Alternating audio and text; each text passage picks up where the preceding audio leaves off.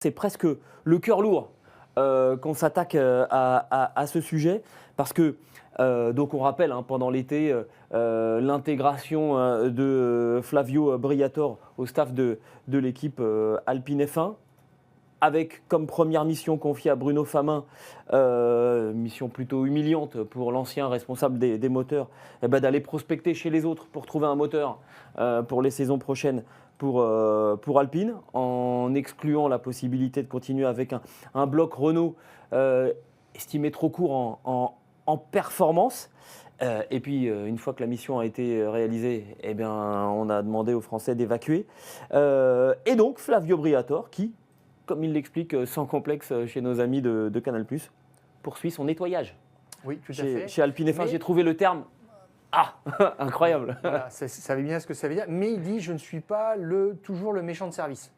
Bon, il est là pour prendre des décisions difficiles. C'est ça, parce qu'on a donc annoncé que les moteurs ne seraient plus faits à Viry-Châtillon, qu'on prendrait des moteurs Mercedes dans une Alpine. Et le personnel de Viry-Châtillon a quand même réagi en disant que c'était fou, et ils ont raison, c'est injuste, c'est tout ce qu'on veut. Sur la tête. Surtout qu'en interne, il se dit aussi, il y a toujours la guéguerre, il y a toujours eu, vous savez qu'on fait les moteurs à Viry-Châtillon, on fait les châssis à Enstone en Grande-Bretagne, il y a toujours eu cette guéguerre entre les deux unités, et il y a quand même quelques ingénieurs et quelques pilotes, c'est pas compliqué, il n'y en a que deux, qui disent quand même que le train arrière, il n'est pas totalement innocent non plus dans le déficit de motorisation, qu'on n'arrive pas à faire passer exactement tout ce qu'on voudrait au sol.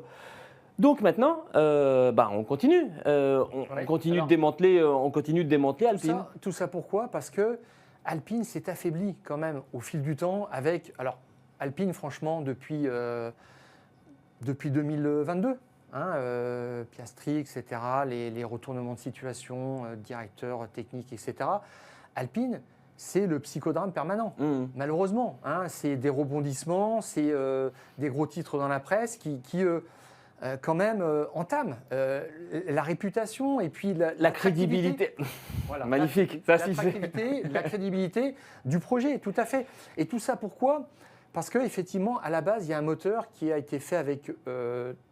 qui est sorti avec 30 chevaux de moins, un déficit estimé à 30 chevaux de moins, et qui a découragé d'autres écuries de l'employer. Alors, il y a McLaren qui gagne aujourd'hui avec le Mercedes, qui avait un Renault. Qu'est-ce qu'a décidé Zak Brown en arrivant ? Il a dit, moi, je prends le Mercedes tout de suite. Et Renault s'est retrouvé sans client. Et qu'est-ce qui se passe ? Forcément, tes investissements, tu les rentabilises beaucoup moins. Exactement. C'est ça le problème.